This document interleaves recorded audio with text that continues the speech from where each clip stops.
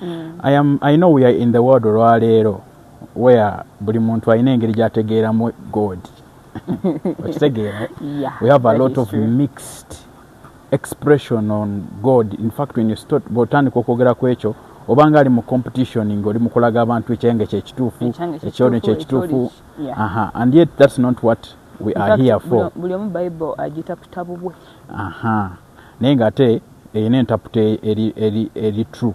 Omanye we cannot have two truths. It can only be one truth.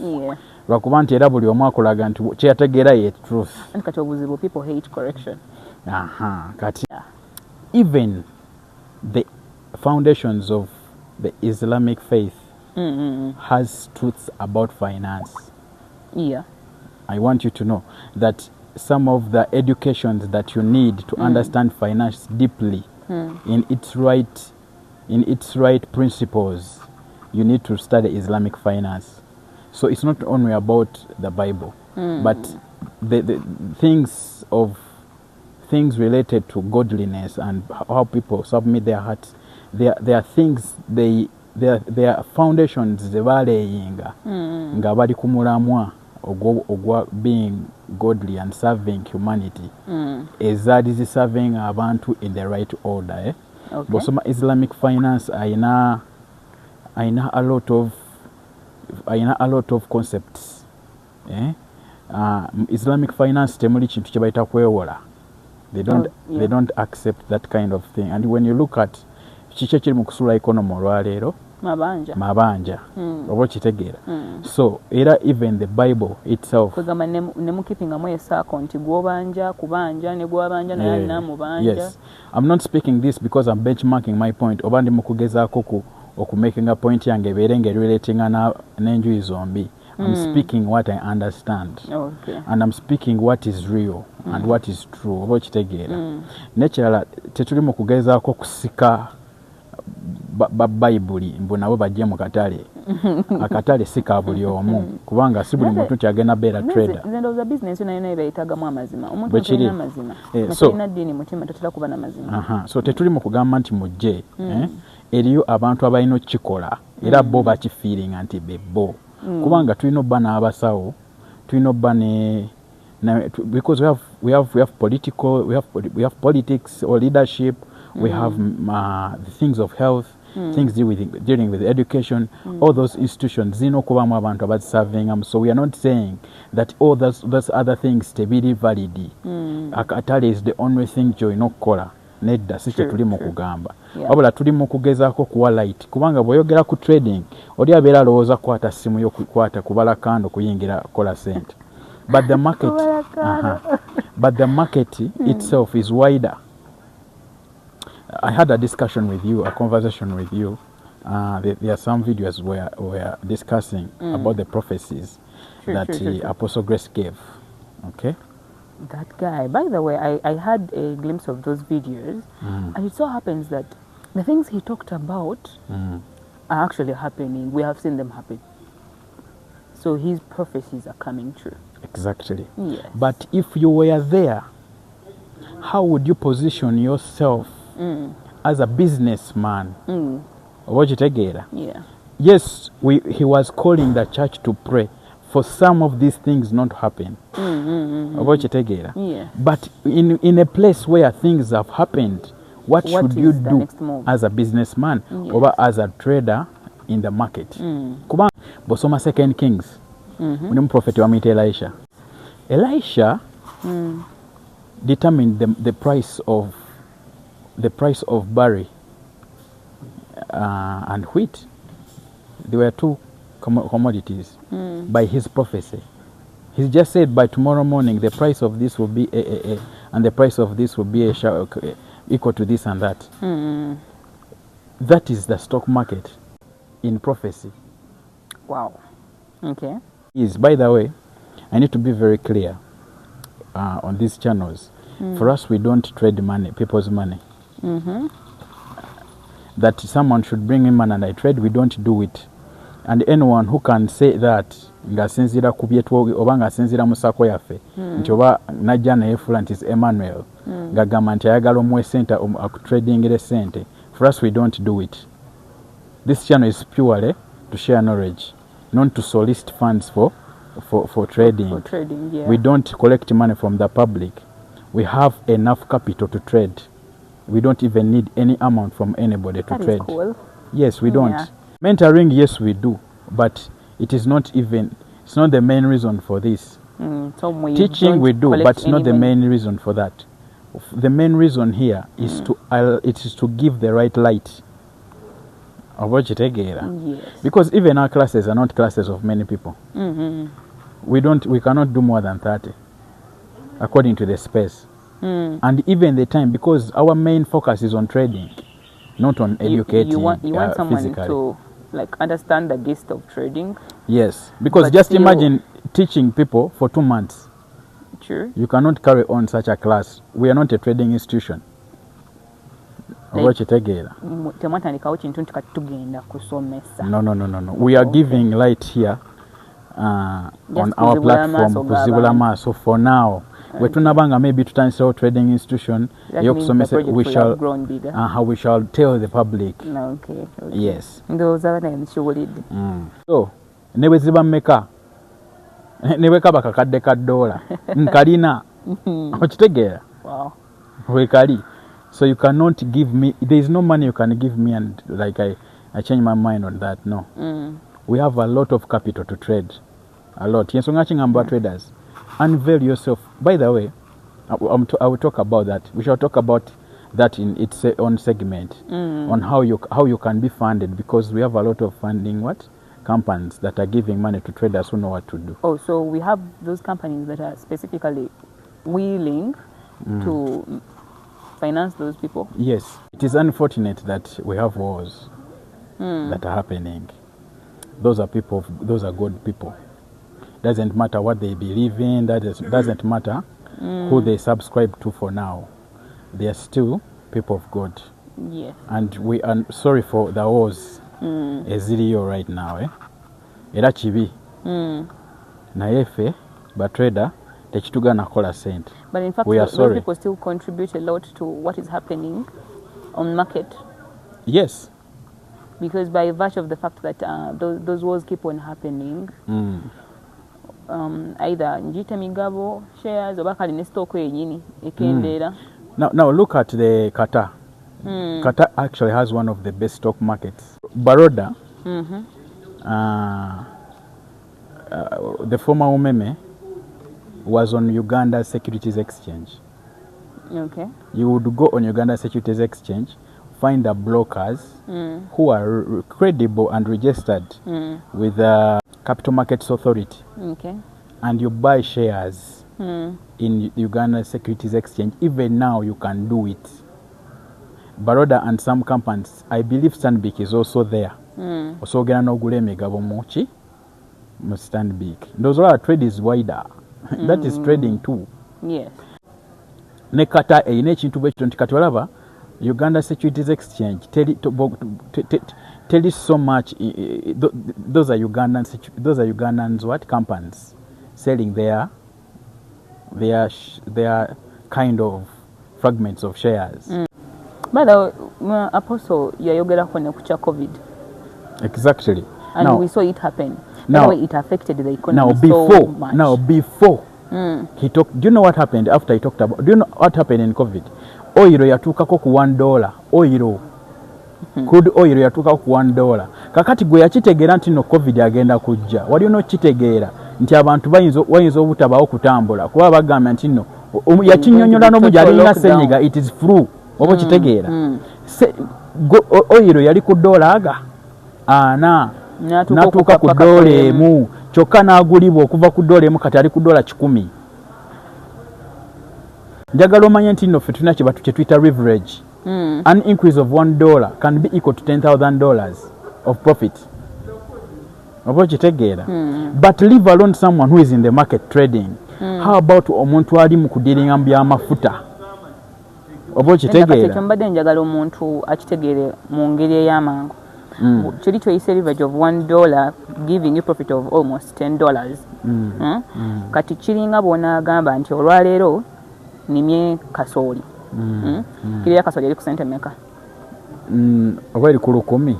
tugambe nti eri ku 10 olwaleero between 8 nenima kasooli nga nkimanyi kiro eri ku 10 wabula kisobola okuvamu engeri 2 nina okutuuka okukungula kasooli oyo nga kasooli waliwo kale embeera eyazze kasooli n'agwa ebbeeyi kiro nebeera ku shillings maybe 7 that means nze nga okusinzira bwe mba nabala mba nkoze loss kyokka ate kisobola okujja ne tugamba nti wadde mbadde nabaze nti buli kiro gye ngenda okufulumya fulumiza kiro zange 10 buli kiro bweba ya 10 mba nkubye sente zange nekijja nga kworo yayongeddemu ne gamba nti buli kiro ya 15 kati ekyo kyoyita that is it leverage of profit the leverage $1 equating to a profit of 10 kyenkanankanako ne kino nti oli alimye ng'amanye asubira 10 naye ate n'atuuka okutunda nga katale kaalinnye leverage kwe kutegeera nti okusinziira ku bintu nga bwe biri asobola okubeera wa 10 mu ebyo nengena banka nempa ssente nengula kasooli nga nina miliyoni ezi baka nengamba nti miliyoni ezo 2 gwe musingo gwo tugenda kuwa miliyoni 10. I'm giving an example. Kali tugenda kuwa miliyoni 10. Singa kasooli oyo agwa nga miliyoni nga kasooli gwe tuguze miliyoni 10 nafuka wa miliyoni 9 oluzinze miliyoni 1 kuze watulekedde ng'omusingo ffe tusigala tulina 10 zaffe kuzibya 2 zawabadde ng'omusingo kasita kasooli oyo gwoguze abeera equal to miliyoni 8 obeera tokyalina ssente naye singa kasooli afuuka wa 1,500 kitegeeza ogenda kuba okoze miliyoni meka 5 naye ng'okozeseza za banka kati ze 10 zaffe otwale miliyoni zo 5 kye bayita leverage kwegamba oba zize bakuwa naye ate gwe n'otwala zino z'okoze okay then ne bakucharginga costs za transactions and all that oba kitegeera leverage basically means waliwo entity ekuwa sente ozikozese okusinza ku kyosuubira nti kigenda kukola naye singa wabeerawo okudepreciatinga mu miwendo sente zowataddeyo ze depreciatinga ezaabwe zisigala tezikwatiddwako so kitegeeza olina okuba nga oli sure nti kyogenda okubala kyekyo exactly awo abamu bwe bagambira nti beti emiwendo bwe gikkamu ng'akuba enduulu yayagala kufuna bufunyi kabaze oba okitegeera kasooli ali in plenty gwe teweewola kugula kasooli oba okitegeera exactly so mu budde bwa covid eyawulira prophecy eyo yali alina kwepositioninga atya as an economic player or as a financial participator in the financial market yena kwepositioninga mu bintu byamanyi nti covid asobola byaffectinga n'agula masiki oba okitegeera byali bingi because bw'oba otudde wansi n'osoma n'ogamba nti okay agenda kuba senyiga bagenda kutangira batya okuspreadinga from one person to another. If it is contagious, you will need the mask. Exactly. You will need the sanitizers. Olaba ntino ekyo tekiri mu katale ntino ina platform it is now daily life but the market of daily what? The market of daily life. Daily things we use day to day. Sanitizer bichi. You would know those things about kitegera. Babanga babyogera. Mu 2019 twali tumanyi nti sanitizer ja kwetagisa bichi bya obo kitegera. We could know. So prophecy in the financial market works 100%. Omuntu yalina okumanya nti nina okusubula mask because zigenda kuba katale soon. Yes. Now kino ekintu kyagambye ekya Iran. People are saying the war, but he told you the reason. Iran ina agenda of Islamizing the world. Now that tells you when you go back into the history of finance, into empire systems. I remember empires. It empires with the Greece, the Rome, and everything. History is now repeating itself, and those things are still in the Bible, talked about in the book of Daniel. Nebuchadnezzar we wrote ekiroto n'alaba statue ng'erina parts eza gold, eza bronze, eza silver, n'eza clay. And then ejinja negikuba statue eyo. And then Katonda namugamba kingdom ye egenda kuggwawo, then tugende mu second segment yaweti empire ejja kuggwawo tugende mu segment weti, then tukenga tulina just sub-nations divided. Oba kitegera, but how many years? Very, very many years. Daniel could see what we are in right now. But still you would know that those things would come back to want to form again. Systems zino kubanga zagala okudda okubanga ziforminga where we have United States of where we are having empire zagala kwezaawo and all that kiri kisobola okudda instead of having very many kiringa bwe tunagamba nti kati Uganda efuuse eggwanga limu. So ekyo kitegeeza nti okusigala ng'owuliriza Katonda ali up to what oba kitegeera olina okuba nga oli musomi nnyo wa Bible ate n'ogitegeera olina creating a relationship with God and the Bible itself. The Bible, it helps you to know how God speaks. Oba kitegeera even listening to such a person okubanga you see kati when you heard no one among us had heard that this would happen oba kitegeera but you pick it from there and go according to finance this can actually be like this and this. Now the problem is that people want to believe after seeing things happen. If someone comes up and is like, guys, okay, I got a vision, this is going to happen. I want to end this with this. Okay. According to wealth distribution, we have 1% sharing about 46% of the world's wealth. 1% of the world's population sharing about 46% of the world's wealth. 1%. So where is the rest of the percentage? There is another percentage, I think it is, because it is about 9 point something. Because when you add the 1% and that one, you get about 11.1%. What you take when you like sharing about 30 something, Bosgata 11% share about 80 something percent of the world's population. Is that thing being affected by this pyramid of hierarchy? It is if how. I've heard about it. I've heard about it, but it is not. By the way, no one limits you to be among the 1%. Echukulemesa is what you know. So your knowledge is what is. Yensongachi nabuziza. What makes Yensongachi nakubuziza. What makes Elon Musk that people don't want to ask such questions? Which together, the 1%. Yeah. They all have companies on the stock market. All of them. Katubwatali mu 1% lwakitoli until like imbuza if there is that 1% nga bonna balina markets gwatali mu 1% kyekikuganya okutuuka kuri 1%. Era abali eno wansi. By the way, it's the biggest population that is sharing like 20%. You need to know we are like 7 billion people. Oba kitegeera. Yeah. So don't even think that the whites know what we are talking about, all of them. Oyinza okusanga we have about 4,000 billionaires. 4,000.